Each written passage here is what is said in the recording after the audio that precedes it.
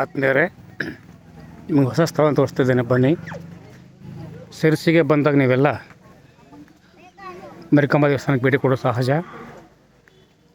ಅದೇ ಮಾರಿಕಾಂಬಾ ನಗರದಲ್ಲಿ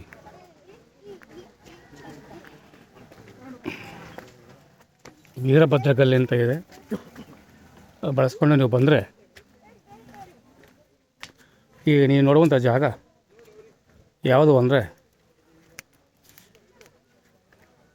ಇದು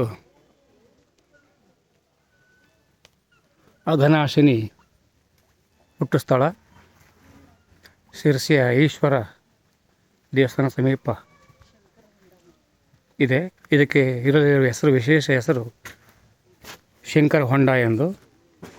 ಇಲ್ಲಿ ನೋಡಿ, ಒಳಗಡೆ ಮೀನುಗಳು ಕೂಡ ಸಂಚರಣೆ ಮಾಡ್ತಕ್ಕಂಥದ್ದು ನೀವು ನೋಡ್ತಿರ್ತೀರಿ. ಇದನ್ನೀಗ ಇಲ್ಲಿನ ನಾಗರಿಕರು ಶುದ್ಧಗೊಳಿಸಿ ವಾಕಿಂಗ್ ಪಾತ್ ಮಾಡಿಕೊಂಡಿದ್ದಾರೆ. ಇಲ್ಲಿಂದ 80 ಕಿಲೋಮೀಟರ್ ಕ್ರಮಿಸಿದರೆ ಕುಮಟಾ ಸಿಗುತ್ತೆ. ಕುಮಟಾದಲ್ಲಿ ಈ ನದಿಯ ಉಗಮ ಸ್ಥಾನ ಅಲ್ಲಿ ಕಾಣಿಸ್ಕೊಳ್ತದೆ. ಆದರೆ ನದಿ ಹುಟ್ಟಿದ ಸ್ಥಳ ಯಾವುದು ಅಂದರೆ ಇದೇ ಶಿರಸಿಯಲ್ಲಿ. ಈ ಪುಷ್ಕರಣಿಯ ಮೇಲೆ ಹೋದರೆ ನೋಡ್ಲಿಕ್ಕೊಂದು ದೇವಾಲಯ ಇದೆ, ಈಶ್ವರ ದೇವಾಲಯ ಅಂಥೇಳಿ. ಅದಕ್ಕೆ ಅವರು ಹೆಸರನ್ನು ಶಂಕರ ಹೊಂಡ ಅಂತ ಕರೆದಿದ್ದಾರೆ.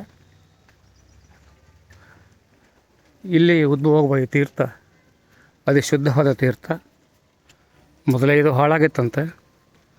ಇಲ್ಲಿನ ನಾಗರಿಕರು ಸೇರಿ ಸ್ವಚ್ಛಗೊಳಿಸಿದ್ದಾರೆ. ತುಂಬ ಚೆನ್ನಾಗಿದೆ. ಇಲ್ಲಿ ಬಂದು ಸ್ವಲ್ಪ ಹೊತ್ತು ವಿಶ್ರಮಿಸ್ಕೊಂಡು ತಿಂಡಿ ಮಾಡಿಕೊಂಡು ಬೇರೆ ಕಡೆಗೆ ಸಂಚಾರ ಮಾಡ್ಬೋದು. ಶಾಲೆಗಳಲ್ಲಿ ಅಘನಾಶಿನಿ ನದಿಯ ಬಗ್ಗೆ ನಾವು ಪಾಠ ಹೇಳ್ತಿರ್ತೇವೆ. ಆದರೆ ಅಘನಾಶಿನಿ ಹುಟ್ಟು ಎಲ್ಲಿದೆ ಎಂಬುದು ನಕ್ಷೆಯಲ್ಲಿ ನೋಡಲಿಕ್ಕೆ ಸಿಗೋದು ದುಸ್ತರ. ಶಿರಸಿಗೆ ಬನ್ನಿ, ಅಘನಾಶಿನಿ ನದಿಯ ಹುಟ್ಟನ್ನು ನೋಡ್ಬೋದು. ಇದು ಶಂಕರ ಹೊಂಡ, ಅಘನಾಶಿನಿ ನದಿ ಉಗಮದ ಸ್ಥಳ. ನೋಡಿ ಎಷ್ಟೊಂದು ಸ್ವಚ್ಛತೆಯಲ್ಲಿದೆ ಇಲ್ಲಿ.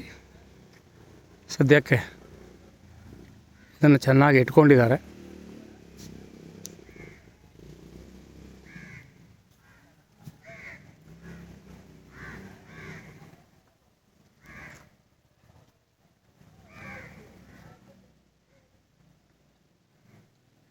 ಜನ ಈ ಪುಷ್ಕರಣಿ ಸುತ್ತ ವಾಕಿಂಗ್ ಮಾಡೋದನ್ನು ನೋಡ್ತಾ ಇದ್ದೀರಿ.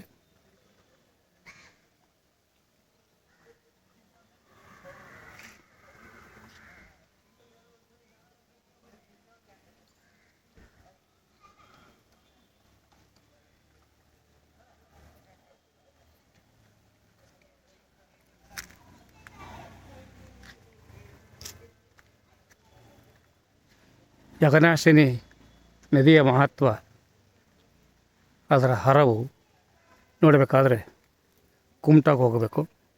ಕುಮಟಾ ತಾಲೂಕಿನಲ್ಲಿ ನದಿ ಹರವನ್ನು ನಾವು ನೋಡ್ಬೋದು. ಇಲ್ಲಿನ ವಿಶೇಷ ಏನಪ್ಪ ಅಂದರೆ,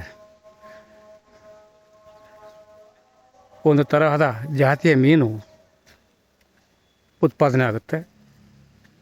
ಅದು ಎಲ್ಲಿಯೂ ಸಿಕ್ಕುವುದಿಲ್ಲ. ಕುಮಟಾ ನದಿ ತೊರೆ ಸೇರುವ ಜಾಗದಲ್ಲಿ ಅದನ್ನು ಇಲ್ಲಿನ ಸ್ಥಳೀಕರು ನಗಲಿ ಎಂದು ಕರೆಯುತ್ತಾರೆ. ನೋಡಿ,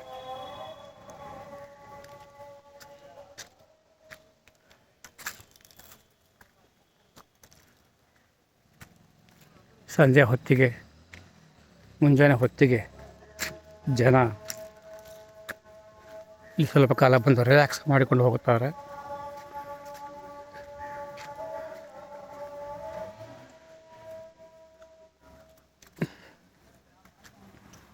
ಧನ್ಯವಾದಗಳು.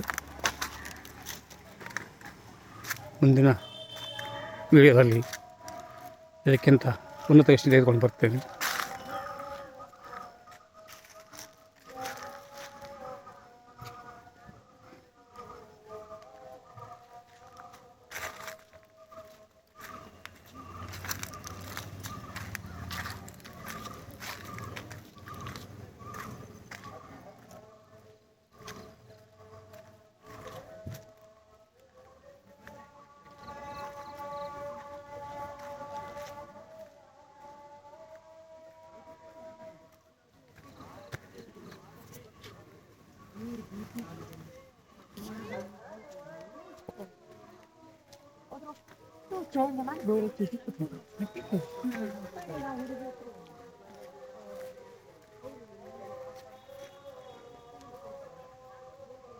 ಮೀನುಗಳು ಸಾಕಿದ್ದಾರೆ.